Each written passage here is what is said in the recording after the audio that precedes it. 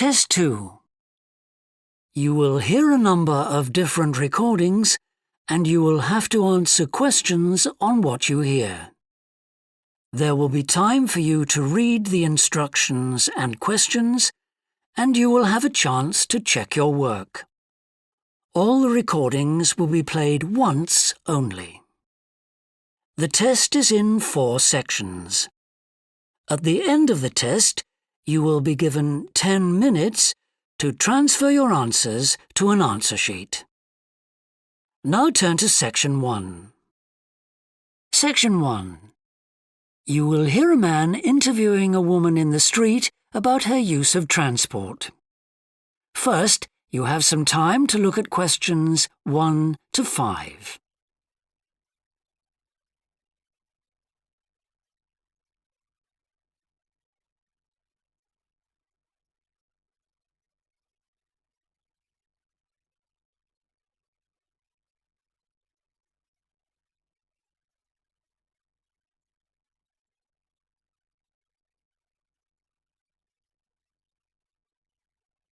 You will see that there is an example that has been done for you. On this occasion only, the conversation relating to this will be played first. Excuse me? Yes? I wonder if you could spare a few minutes to do a survey on transport. It won't take long. No, that's fine. Oh, lovely. The survey is on behalf of the local council. They'd like to know about what transport you use and any suggestions for improvement. Can I start by asking you how you travelled to town today? Sure, I came on the bus. The woman travelled to town by bus, so bus has been written in the space. Now we shall begin. You should answer the questions as you listen, because you will not hear the recording a second time. Listen carefully and answer questions 1 to 5. Excuse me? Yes? I wonder if you could spare a few minutes to do a survey on transport. It won't take long. No, that's fine. Oh, lovely. The survey is on behalf of the local council. They'd like to know about what transport you use and any suggestions for improvement. Can I start by asking you how you travelled to town today? Sure, I came on the bus. Great. Now, can I get a few details about yourself? OK. What's your name? It's Louisa. Yes. Hardy. Can you spell that, please? Yes, it's Hardie. Great, thanks. And can I have your address? It's 19 Whitestone Road. Oh, right, I know that area. It's Bradfield, isn't it? That's right. Is the postcode GT7? It's actually GT8 2LC. Great. And could I ask what your job is? Are you a student? I've actually just finished my training. I'm a hairdresser. Oh, right. And one more question in this section. What is the reason for you coming into town today? Actually, it's not for shopping today, which would be my normal reason, but to see the dentist. Right. Thanks. Before you hear the rest of the interview, you have some time to look at questions 6 to 10.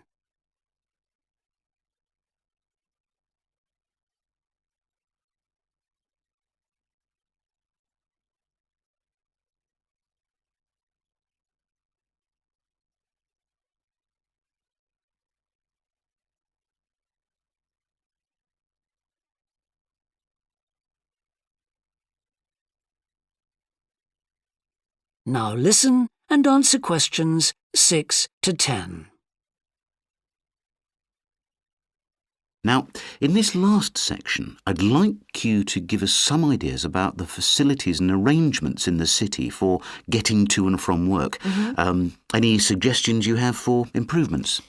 Well, something I've thought about for some time is that when I do walk and I'm doing a later shift, I think the lighting should be better. Yes, good point. And of course, I think it's a real shame they've been cutting down on the number of footpaths. They should have more of those. Then people would walk more. Yes, right. And I don't think there are enough trains. That's why I don't use them. You have to wait so long. Thanks. And finally, I'd like to ask your opinion on cycling. As you may know, there's a drive in the city to get more people to cycle to work. Right. But we realise that there are things which the council, but also employers, might do to help encourage workers to cycle to work. Yeah. Well, I have thought about it, and where I work, there are no safe places to leave your bikes. OK. And also, I'd have to cycle uphill, and on a hot day, I'd arrive at work pretty sweaty, so I think I'd need a shower somewhere at work. Right. And I suppose the last thing is that I wouldn't be all that confident about cycling on such busy roads. I think I'd like to see you offering training for that. You know, I'd feel a lot better about starting if that was the case. Well, that's very helpful. Thank you very much for your time. No problem. Bye. That is the end of section 1. You now have half a minute to check your answers.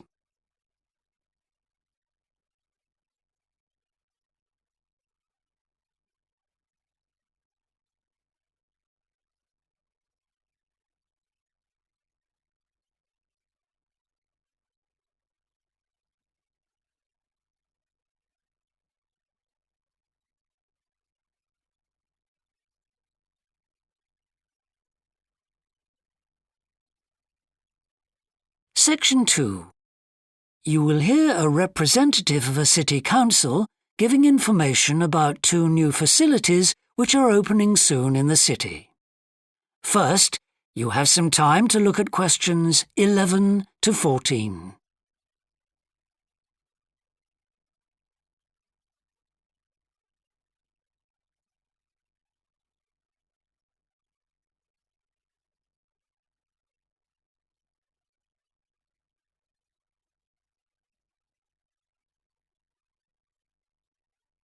Now listen carefully and answer questions 11 to 14. Good morning. I'm very pleased to have this opportunity to say a little about 2 exciting new developments in the city: the Brackenside open-air swimming pool and the Children's Adventure Playground in Central Park. As many of you may know, the idea for these initiatives came from you, the public, in the extensive consultation exercise which the City Council conducted last year. And they have been realised using money from the SWRDC, the South West Regional Development Commission. First of all, Brackenside Pool. As many of the older members of the audience will remember, there used to be a wonderful open-air pool on the seafront 30 years ago, but it had to close when it was judged to be unsafe. For the design of this new heated pool, we were very happy to secure the talents of internationally renowned architect Ellen Wendon, who has managed to combine a charming 1930s design, which fits in so well with many of the other buildings in the area, with up-to-the-minute features such as a recycling system, the only one of its kind in the world, which enables seawater to be used in the pool. Now, there's been quite a bit of discussion in the local press about whether there would be enough room for the number of visitors we're hoping to attract, but the design is deceptive, and there have been rigorous checks about capacity. Also, just in case you were wondering, we're on schedule for a June the 15th opening date, and well within budget, a testimony to the excellent work of local contractors Hickman's. We hope that as many people as possible will be there on June the 15th. We have engaged award-winning actress Coral White to declare the pool open, and there'll be drinks and snacks available at the poolside. There'll also be a competition for the public to decide on the sculpture we plan to have at the entrance. You will decide which famous historical figure from the city we should have. Before you hear the rest of the talk, you have some time to look at questions 15 to 20.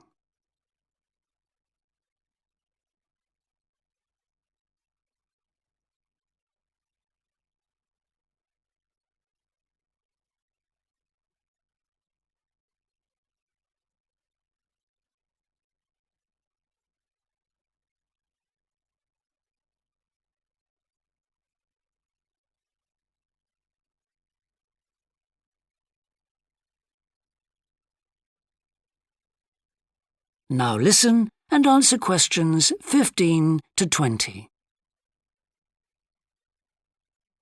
And now, moving on to the Central Park playground. which we're pleased to announce has just won the Douglas Award for Safety. The news came through only last week. The unique design is based on the concept of the global village, with the playground being divided into 6 areas showing different parts of the world, each with a representative feature. For example, there is a section on Asia, and this is represented by rides and equipment in the shape of snakes, orangutans, tigers and so on, fauna native to the forests of the region. Moving south to the Antarctic, we couldn't run to an ice rink, I'm afraid, but opted instead for climbing blocks in the shape of mountains. I thought they could have had slides for the glaciers, but the designers did want to avoid being too literal. Then on to South America, and here the theme is El Dorado, games replicating the search for mines full of precious stones. And then, moving up to North America, here there was considerable debate. I know the contribution of cinema and jazz was considered, but the designers finally opted for rockets and the International Space Station. Eastwards to Europe then, and perhaps the most traditional choice of all the areas, medieval castles and other fortifications. Then last but not least, moving south to Africa, and a whole set of wonderful mosaics and trails to represent the great rivers of this fascinating and varied continent. Now, the opening date for our global playground is the 10th of July, and again, we'd love to see you there. So, make a date and come and see this magnificent, original new amenity right in the heart of the city. That is the end of section 2. You now have half a minute to check your answers.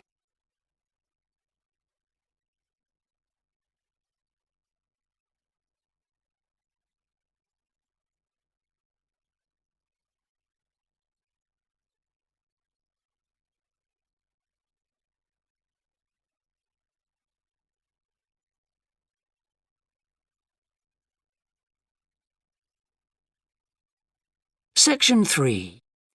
You will hear 2 anthropology students called Victor and Olivia discussing their joint presentation about a Norwegian explorer called Thor Heyerdahl. First, you have some time to look at questions 21 to 24.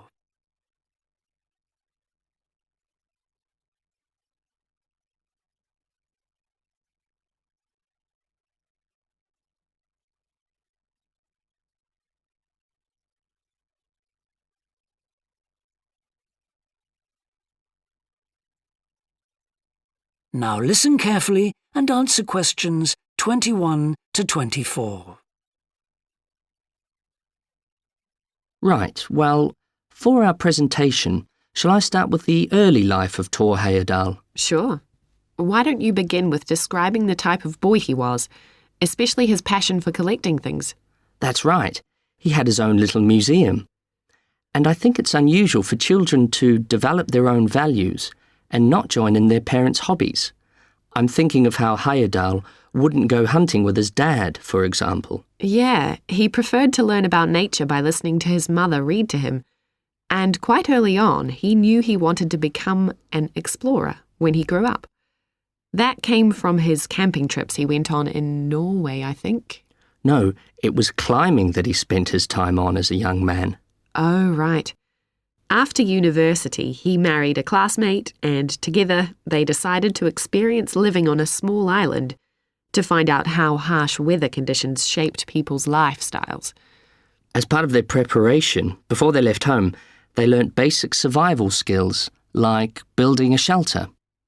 I guess they needed that knowledge in order to live wild in a remote location with few inhabitants, cut off by the sea, which is what they were aiming to do.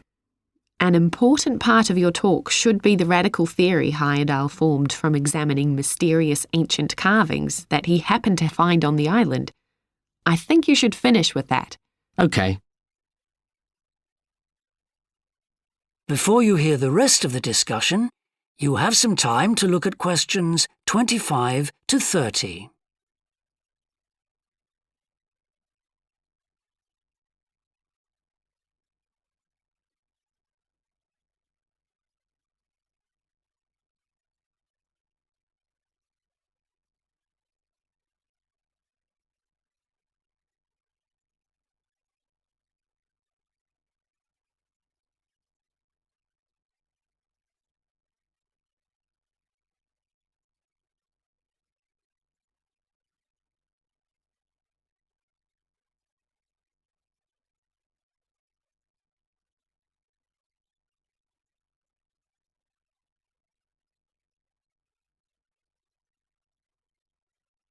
Now listen and answer questions 25 to 30. All right, Victor, so after your part, I'll talk about Tor Heyerdahl's adult life, continuing from the theory he had about Polynesian migration. Up until that time, of course, academics had believed that humans first migrated to the islands in Polynesia from Asia in the west. Yes, they thought that travel from the east was impossible because of the huge empty stretch of ocean that lies between the islands and the nearest inhabited land. Yes, but Heyerdahl spent ages studying the cloud movements, ocean currents, and wind patterns to find if it was actually possible. And another argument was that there was no tradition of large shipbuilding in the communities lying to the east of Polynesia. But Heyerdahl knew they made lots of coastal voyages in locally built canoes. Yes, or sailing on rafts, as was shown by the long voyage that Heyerdahl did next. It was an incredibly risky journey to undertake. Sometimes I wonder if he did that trip for private reasons, to show others that he could have spectacular adventures. What do you think, Olivia? Well, I think it was more a matter of simply trying out his idea, to see if migration from the east was possible. Yes, that's probably it. And the poor guy suffered a bit at that time because the war forced him to stop his work for some years. Yes. When he got started again and planned his epic voyage, do you think it was important to him that he achieve it before anyone else did? I haven't read anywhere that was his motivation. The most important factor seems to have been that he used only ancient techniques and local materials to build his raft. Yes. I wonder how fast it went. Well, it took them 97 days from South America to the Pacific Islands. And after that, Heyerdahl went to Easter Island, didn't he? We should mention the purpose of that trip. I think he sailed there in a boat made out of reeds. No, that was later on in Egypt, Olivia. Oh, yes, that's right. But what he wanted to do was talk to the local people about their old stone carvings and then make one himself to learn more about the process. I see. Well, what a great life. Even though many of his theories have been disproven, he certainly left a lasting impression on many disciplines, didn't he? To my mind, he was the first person to establish what modern academics call practical archaeology. I mean that they try to recreate something from the past today, like he did with his raft trip. It's unfortunate that his ideas about where Polynesians originated from have been completely discredited. Yes. Right, well, I'll prepare a PowerPoint slide at the end that acknowledges our sources. I mainly used The Life and Work of Tor Heyerdahl by William Oliver. I thought the research methods he used were very sound, although I must say I found the overall tone somewhat old-fashioned. I think they need to do a new, revised edition. Yeah, I agree. What about the subject matter? I found it really challenging. Well, it's a complex issue. I thought the book had lots of good points. What did you think of the illustration? That is the end of section 3. You now have half a minute to check your answers.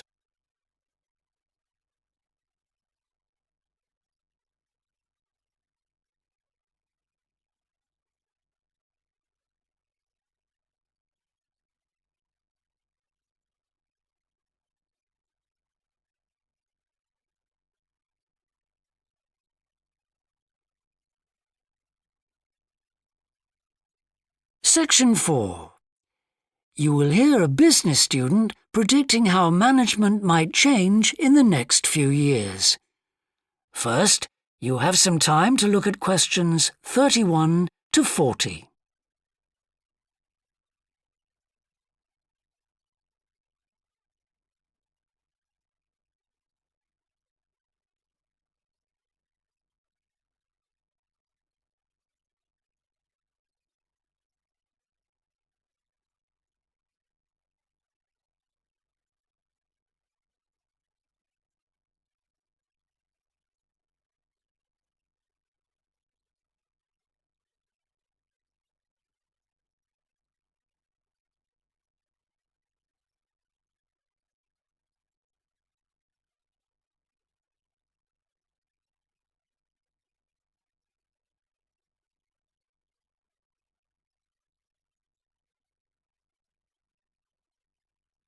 Now listen carefully and answer questions 31 to 40. Well, I've been talking to managers in a number of businesses and reading surveys about the future of management. And what I'm going to present in this seminar is a few ideas about how the activity is likely to change in the next 10 years. It isn't a scientific statistical analysis, just some ideas for us to discuss. One area I want to mention is business markets, and I'm sure a really significant development will be a major increase in competition, with companies from all around the world trying to sell similar products. Consumers will have much more choice. For instance, food products sold in Australia might be manufactured in the USA, China, Finland, and dozens of other countries. At the same time, mergers and takeovers mean that governments are actually losing power to major global corporations.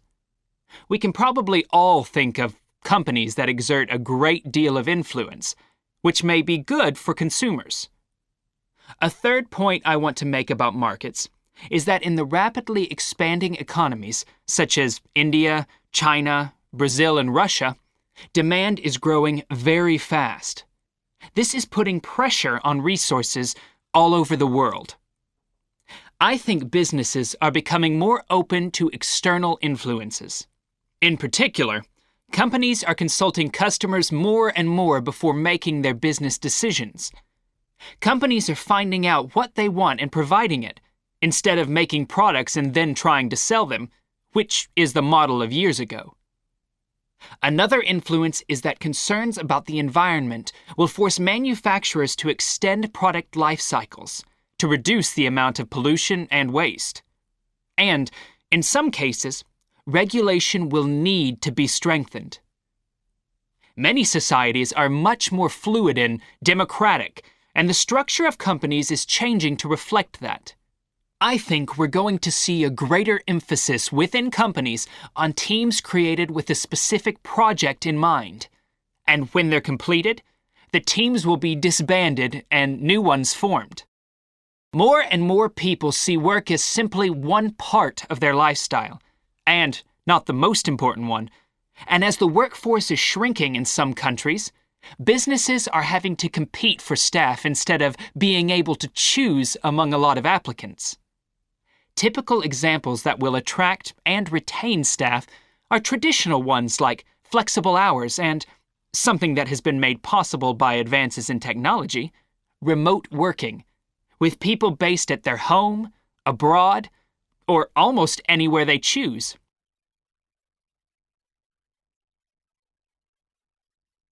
Management styles will almost certainly continue to change. Senior managers will require a lot more than the efficiency that they've always needed. Above all, they'll need great skills in leadership so that their organization can initiate and respond to change in a fast-moving world where they face lots of competing requirements and potential conflicts. In most of the world, the senior managers of large businesses are mainly men in their 50s and 60s. The predominant style of management will almost certainly become more consultative and collaborative, caused, above all, by more women moving into senior management positions.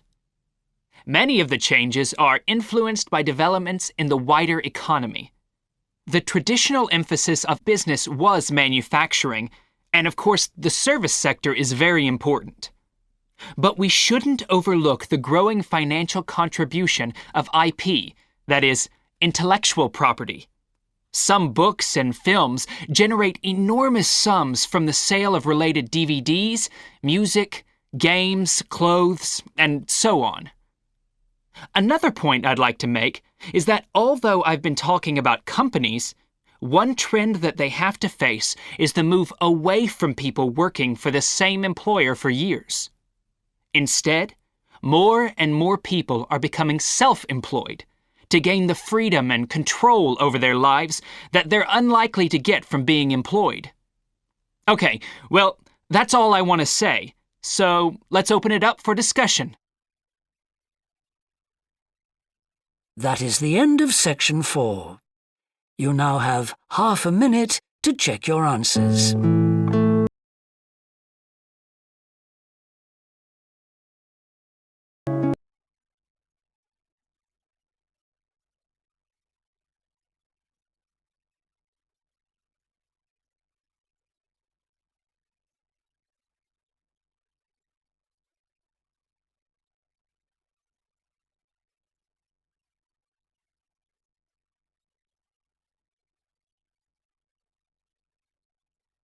That is the end of the listening test. In the IELTS test, you would now have 10 minutes to transfer your answers to the answer sheet.